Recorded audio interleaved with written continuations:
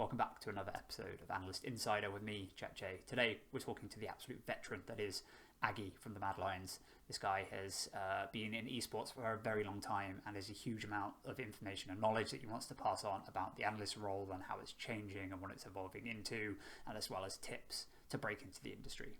Now remember, if this is the sort of content you like, I really recommend you join the Itero Discord.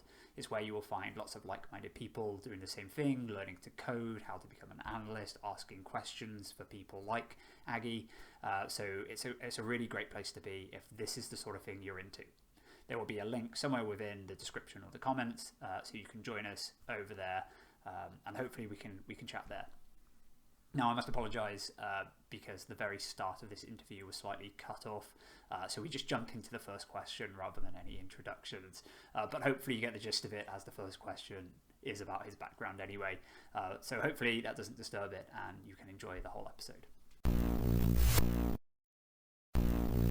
Now, I did a bit of research beforehand, and you have quite an extensive background. I mean, I found esports experience. It goes back as far as 2016. So it'd be great just to get your kind of overview of what you've done thus far and what you're doing now. I started in esports at like 2016, end of 2015, working with. I actually was lucky to begin on the Spanish league from the very beginning. It was like the worst team back then, but it's a good point to begin with. And so 2016 was a bit back and forth, and then it was 2017 when it was everything started to work a bit more. I started working with Heretics in the Spanish second division, and then I got an offer from Fnatic to join them as the data analyst for that year. It was only summer split and Worlds, but it's obviously such a good experience to have. Then after I took like a break from being analyst, and because I wanted to try something new, I went on to become a head coach. I was head coach for G2 Vodafone, who then sold the spot to Dragons. I worked with them for a bit of time, and that year ended up being kind of a mess. And then everything became more stable, let's say so. And on 2019, I joined G2 Ethics, which was basically G2 Academy for the whole year. And then I joined Fnatic again, this time on site in Berlin, which was obviously like the real experience of LEC, let's say so. And after that, on 2021, I joined Mad Lions, where I stay till now. Awesome. Yeah. I mean, what a time you've had in esports already. Quite such a diverse experience range, and including going from analyst to head coach and then back to analyst again. It will give you a really good insight, and I hope we can then pass that insight to everyone listening on what it is. Now, for the first 5 episodes, I asked what is an esports analyst, but I think we've kind of answered the question that there isn't really a proper definition for it yet. So I'm going to change the question slightly for you and say, what type of esports analyst are you? Well, I've been thinking a lot, especially since I'm in Mad Lions, because the concept that we have of data here, I think it's pretty good. Everyone has a good understanding of what data we have and how we can use it. And so over time, I've been thinking for I only give data to I start developing other software, other automating stuff that we are using. For example, like organizing all the bots and POVs that we have, all these kind of things. So basically, just being all over the place, since it's not only data. Also, I think since I'm coming from a long time working in League of Legends, I also have a bit more impact on the game stuff.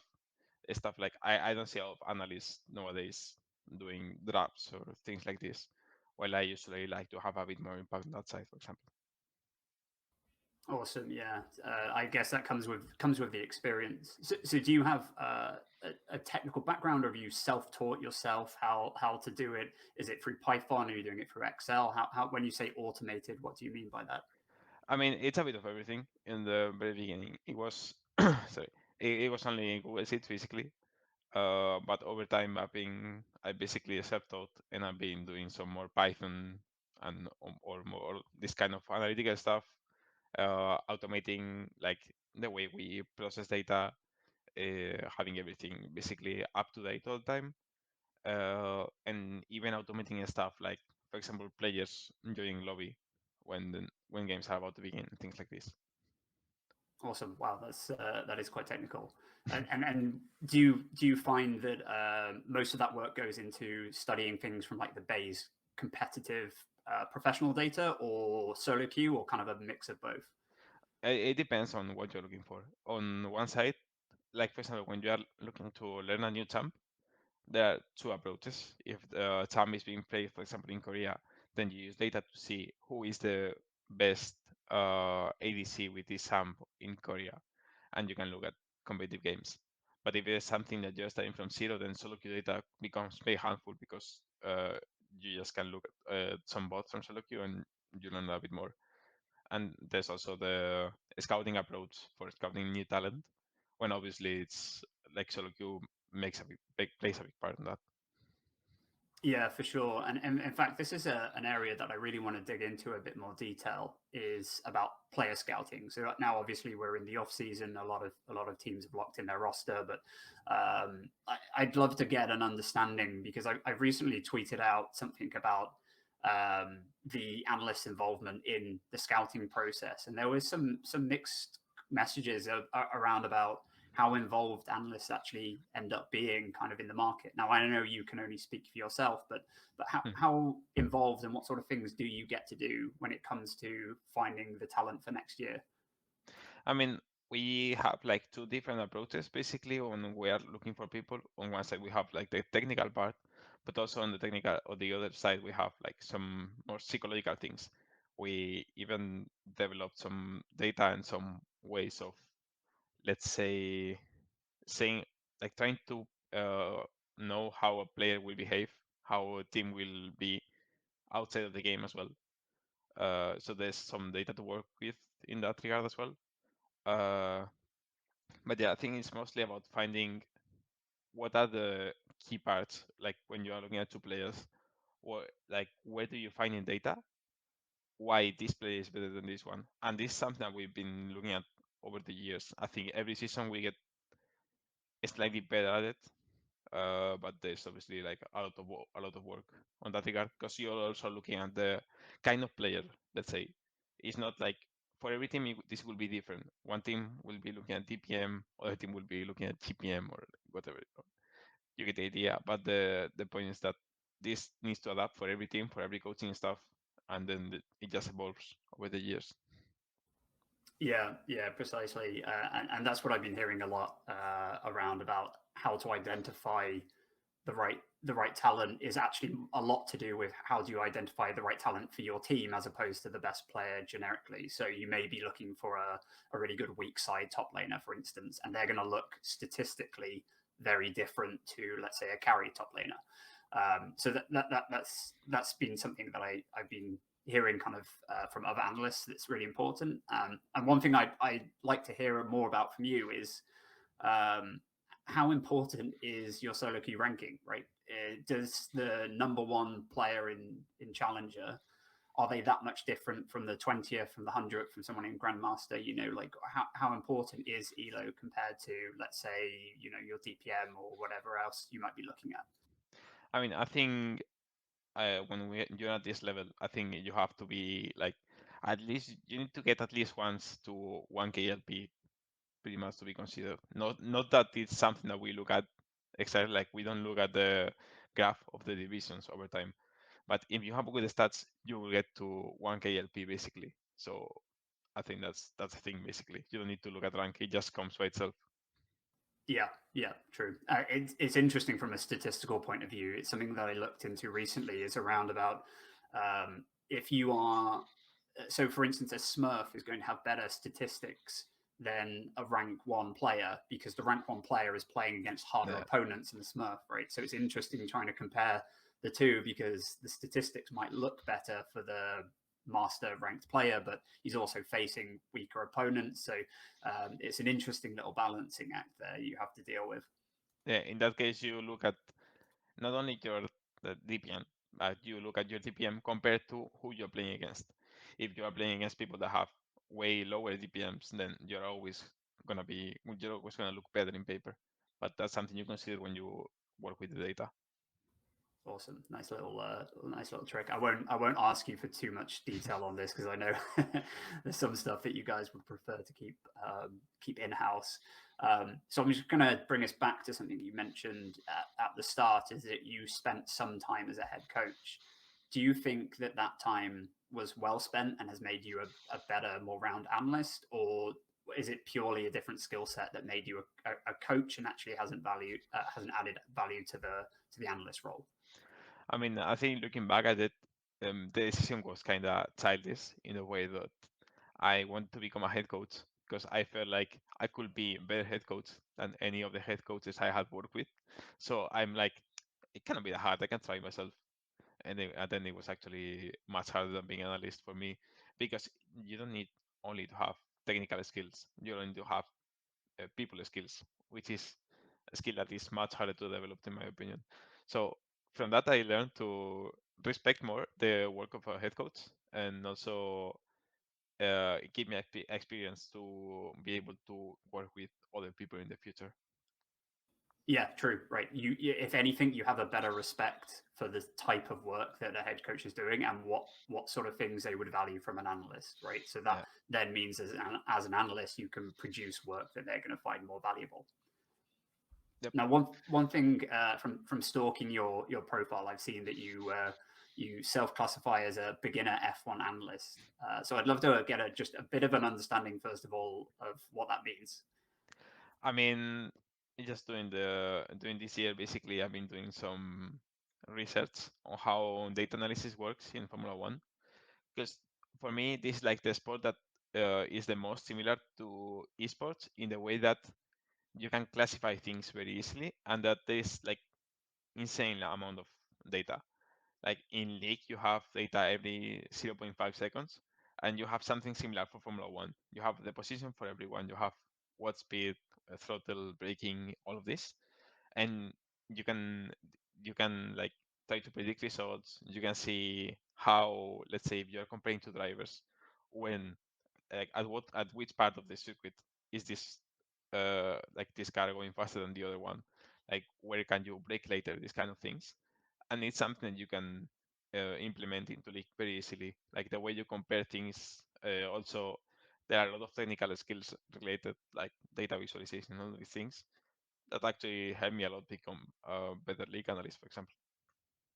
Awesome. Yeah, I'm sure I read something in a report during my consulting days that F1 cars produce something like 200 gigabytes of data per race or something ridiculous like Yeah. that, which is insane. Are there any specific techniques, statistical techniques that you've picked up from the F1 world that you think, oh, either you have then built that into League, or you've at least considered, okay, that would be an interesting thing if I had more time to build for League? I think it was a lot of data visualization mostly because in League, I feel like everything is like really closed in a way that everyone obviously develops things, but everyone keeps them for itself. While Formula One has like much more open world when people do some things that are open source, people publish every week. There's like a lot of people providing some data, some insights about the races. So it gives you a bit more inspiration on how you can present things in a different way for League as well. Awesome. I'd love to touch more on the visualization, just kind of in general, as an analyst. Do you have any kind of top tips for people who are, let's say, they were creating their first presentation deck, they're going to use it to apply for a job, or they're using it, to show off their skill set? Do you have any tips on how best to present that sort of data? The simpler the better. Like you wanna build something that you don't want, like you don't even need to scroll. You need to build something that you just open the Google Sheets or whatever you're using, and everything is just at first sight. Because uh, you get used to people in esports having really short attention spans, so everyone needs to be really, really precise, really short, and just go straight to the point. Yeah, 100%. There's nothing worse than someone saying, "Oh, this is really interesting. You should take a look at it." And you open it up, and it's like there's 12 tabs, and there's just rows and rows of data, and you're like, "Which part of this is meant to be interesting?" I'm sure it's there Yeah. somewhere, but I don't have the time to go through this on my own. Yeah, that's also something that you obviously develop over time. That is realizing what the stats are more useful than others, and what is like obvious, let's say, over other things. Yeah, for sure. I think a good example that would be good to get your kind of some more color from your side is around drafting, right? That's a big role that an analyst plays, is to look up the draft. And there's lots of things to consider around about scouting an opponent's potential draft. You know, you have what are they playing in solo queue? What have they played in professional play? What's the win rate? What's the win rate of the champion in solo queue versus pro play? All these different things coming in. So if you were going to approach a coach with a summary of a draft, the scouting summary of for a draft for an opposing team coming up, do you have any tips for how to kind of present that? What stats are the most important? You know, those sort of things. I mean, for this we use like a bunch of different stats, because on one side we have like the team related stuff, player related stuff, and then there's like historic data. So for example, we have like a list of what kind of champs work against, let's say you're drafting against Corki. So you have we have a list of all champs on all roles, and we are like, okay, we don't need to counter pick Corki with a mid laner. If we pick double engage, Corki is losing 80% of the games. These kind of things really help you get through, especially when you are like trading power picks and things like this. It's like maybe Aphelios is a power pick, but Aphelios is struggling against hard engage a lot. So you just give them this power pick, you get this one in exchange, and you have a way of counter picking this with even tier C champs, because that's just how it works.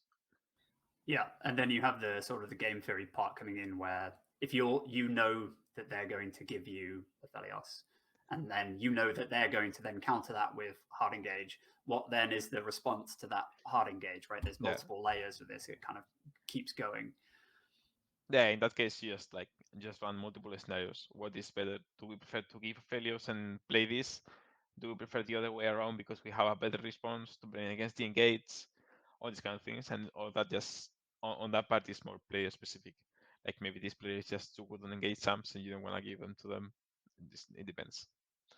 Yeah, of course. And I know the LEC is the format's changing, so we're going to have to talk about 2022 as opposed to what will happen in 2023. But let's say that you had we're in the regular season, you've got two teams that you're facing on the weekend. How long are you personally going to be committed to analyzing draft and potential drafts, as opposed to all the other things that you could be doing? I mean, we usually spend like the last 2 days preparing draft specifically, and like 1 or 2 days preparing data and visualization and everything, like level one, uh, typical strategies. That one is usually on Pat, our strategy coach, rather than me. But we put everything together basically to have a presentation where we combine both. But yeah, like a lot of the work throughout the week is about preparing for it's like 50% preparing for opponent, 50% looking at what other regions are doing, what we can learn, and how we can improve for scrims. Awesome. Cool. Again, I'm going to skip all the way back to the very first question. You mentioned that I think you said when you joined Fnatic, you went on site in Berlin. Was that right? Yeah. How did Um, you find it different being on site versus working remotely? oh, well, I didn't have the best of experiences while being on site. It was just for like 2 3 months, and it was right before the pandemic, and it was hard for me to find a balance, because at first I was supposed to be assistant coach, but then we had no proper analyst, so I was also doing that part, and I slowly became more of an analyst side instead of assistant coach. And I like at that point in time I was struggling a bit to find myself and to find how to fit in that team. The team was probably not the nicest in terms of personalities back then, so it was not the best experience. But when I came back with Mad Lions, being partly on site, like for boot camps and things like this, I found that the experience was so much different in the way that, for example, I really enjoyed being on site when you can, like, you live here but you work here. and then you have a very clear separation on how you are, and your mind is like much clearer when you are working. Yeah, for sure. I mean, obviously, the pandemic has caused some pretty major disruptions, and there's always going to be that. But I do think that from speaking to various analysts, there is certain cultures within certain teams that just feel better, as in for the analyst role, that you just feel more integrated into the team, or you feel like you're adding more value, or whatever it might be. So sometimes that's to do with the circumstance, as in having to work from home, and sometimes that's to do with the culture of the team themselves. Yep, exactly. Like, for example, here in Matlab, as I said before, everyone has a good understanding on how data works and what you can expect.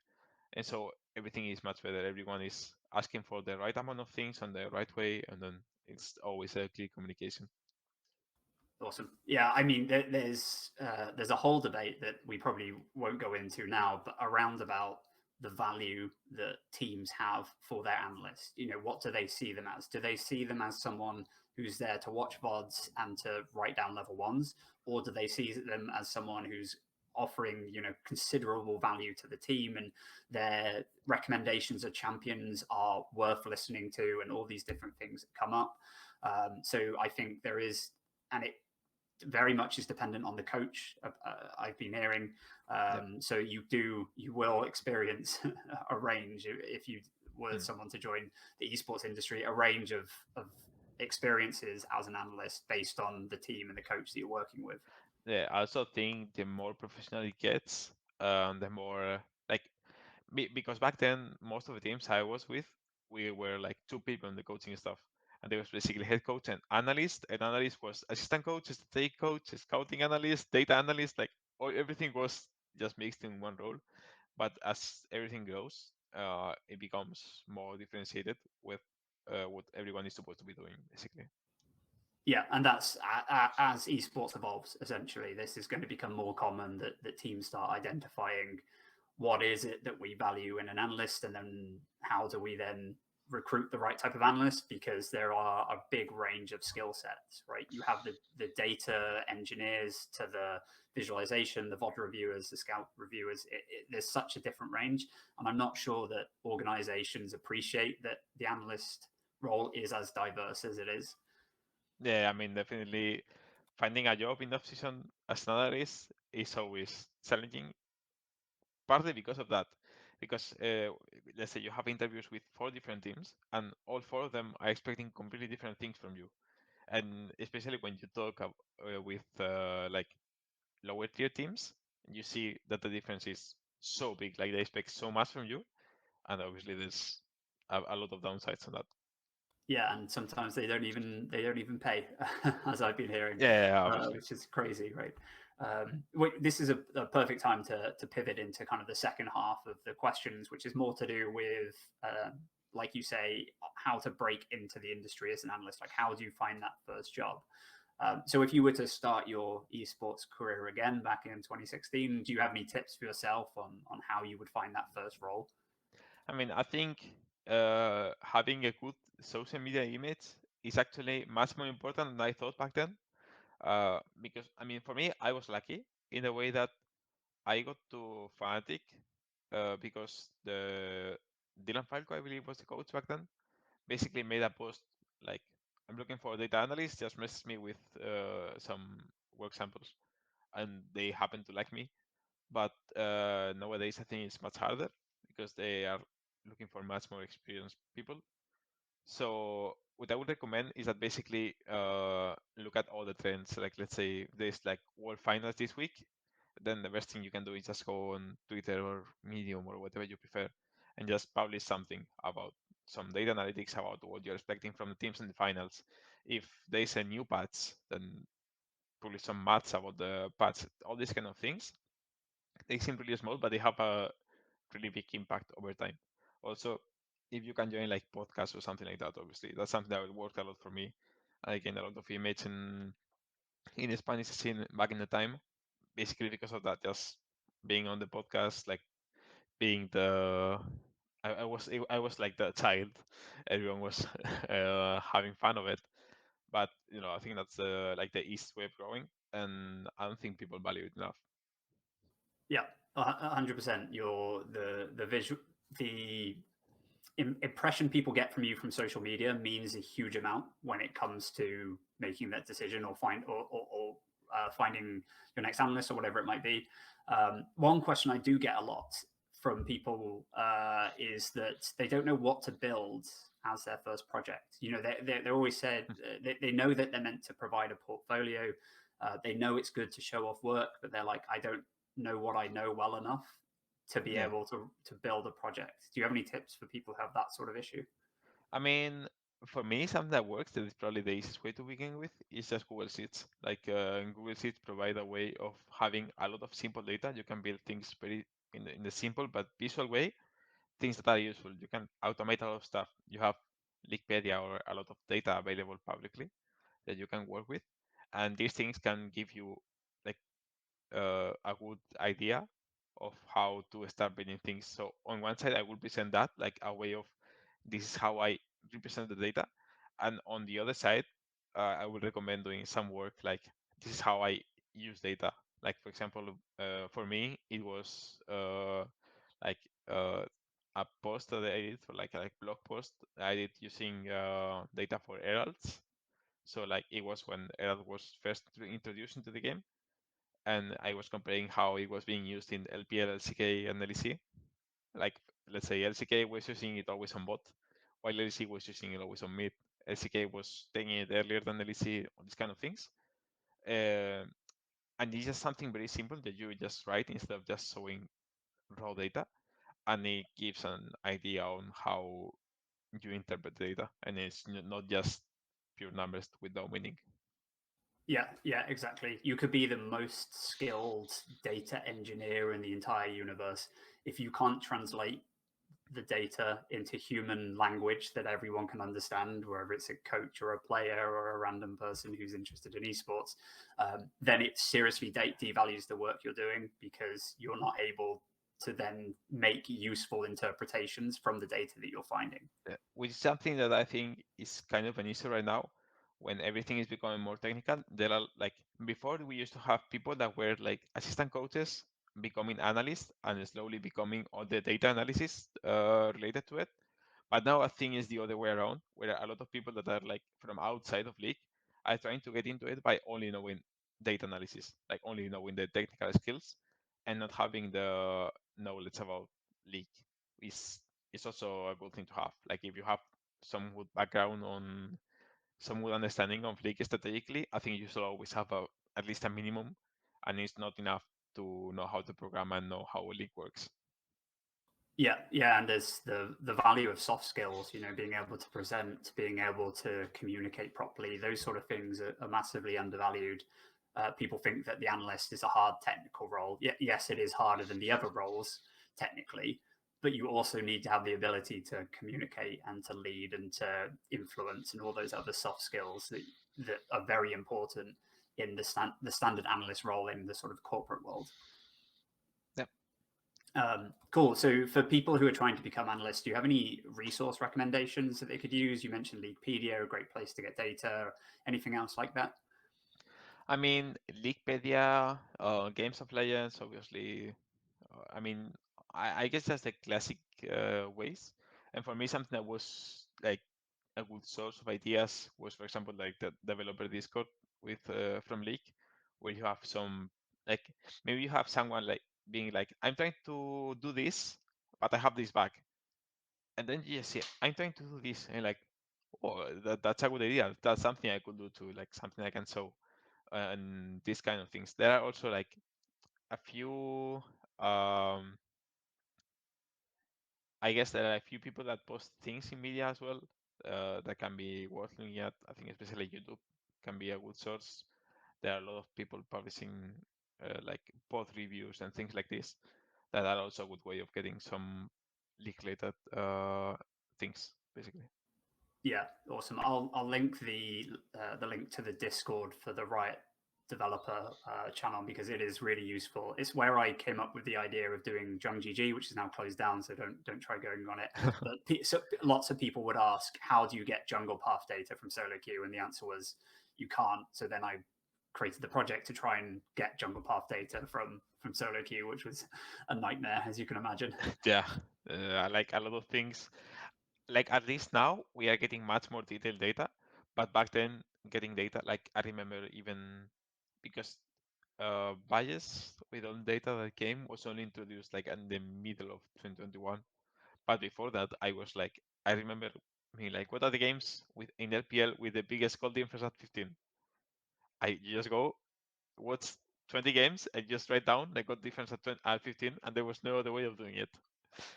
Yeah, there is kind of a running joke that analysts are kind of sitting there at home with VODs on one screen and a PowerPoint on the other, and they're drawing lines and writing all the numbers, because for a long time that was the only way to do it.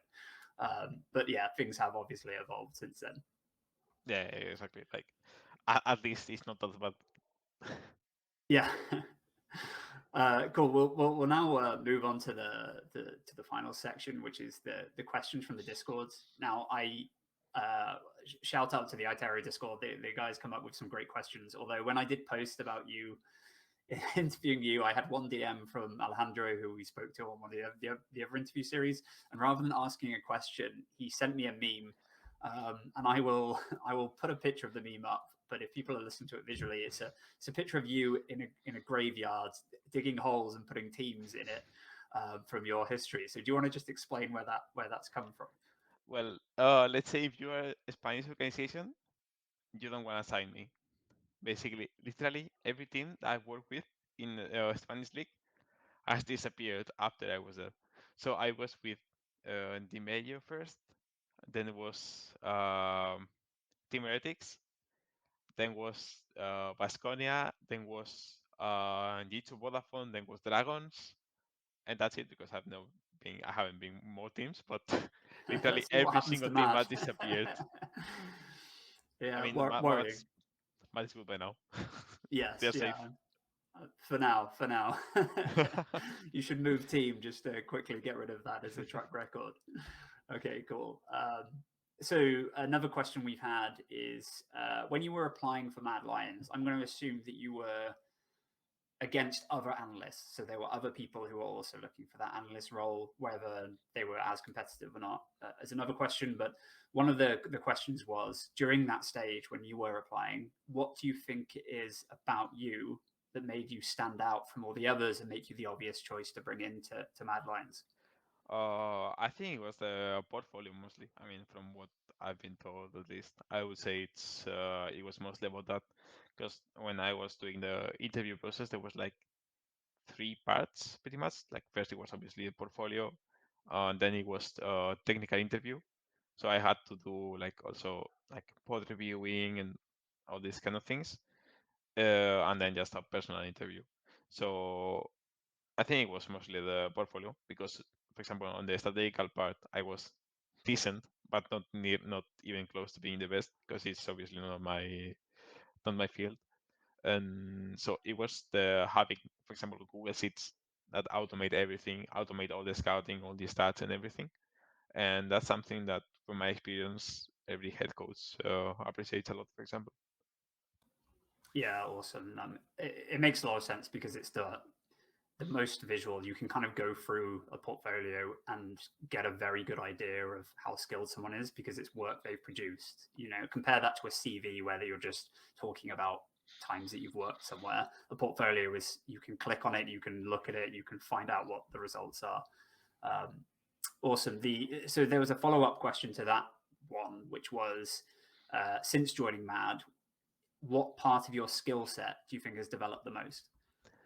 Uh, Actually, I think processing data and looking at the. I mean, actually, it's been a lot because when I first joined, I barely know any programming, and now I think I have like pretty decent experience. And so it was mostly about processing data on at first, like with all the various data coming from on the solo queue data, because now we are like processing millions of games every day. Like we have everything automated now. And then on the other side, more of office stuff, I like to call when it comes to automating, uh, having things available for players. So that kind of things, basically. Awesome. And is when you say the automated stuff through like the data, are you talking about Python development, or do you use a different language to approach Yeah, it? I mean, by now it's just Python basically. But for example, right now I'm looking at other ways of exploring and using data. For example, I'm becoming more experienced with JavaScript and all the web development part of it, since I believe it's probably like the future for League. Awesome. Do you have any tips for people who are have no technical background and want to get into something like Python or JavaScript? I mean, I think Python is pretty simple. I think is the best way of learning any programming skill is just basically having an idea. Like it doesn't make any sense to be like, I'm gonna learn Python, and then you need to have a reason. Like you need to know what you're doing it for. Like you need to, I'm gonna learn Python to do this, and that's just what works for me. Like I'm just for learning everything. It just needs to be something that I can use the next day. If not, it's not motivating enough. Yeah, 100%. Right. That's the best way of doing it, is to apply your skills as opposed to just learning them for the sake of learning them.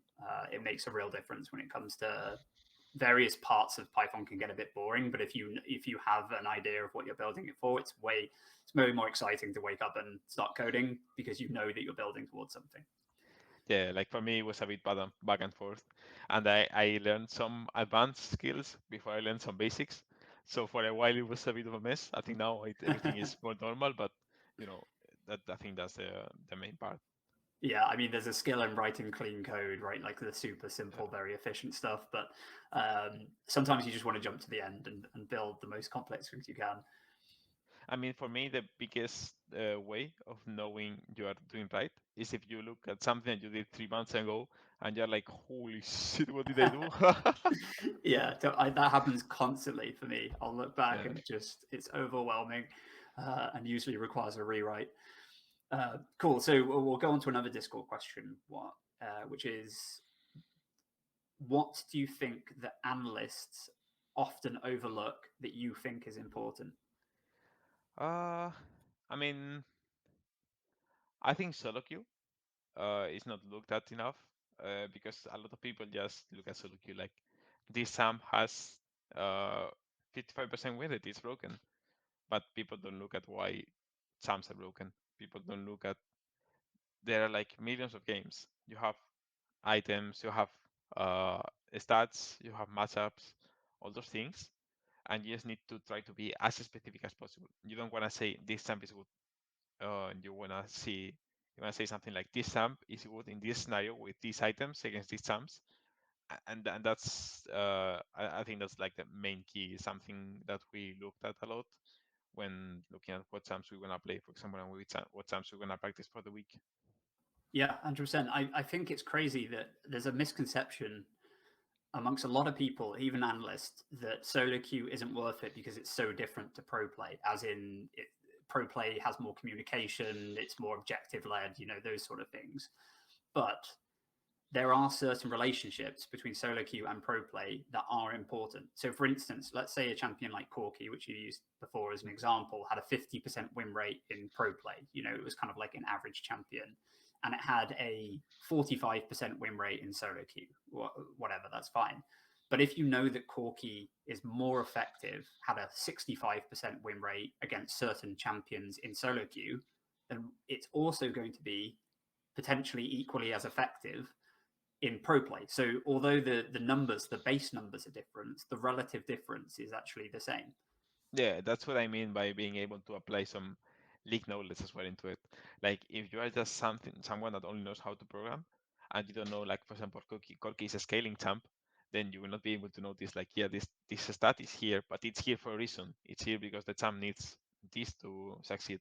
And these are the kind of things that you need to get from solo queue and get them into competitive. That's also something that you develop over time. The ability to notice what the stats are real and the stats are fake from solo queue. Yeah, exactly. Cool. So another question from the Discord is that I know that you can't give too many specifics on sort of secret work you may be up to, but given it's the off season now, can you, at a high level, just say the sort of things that you've been working on?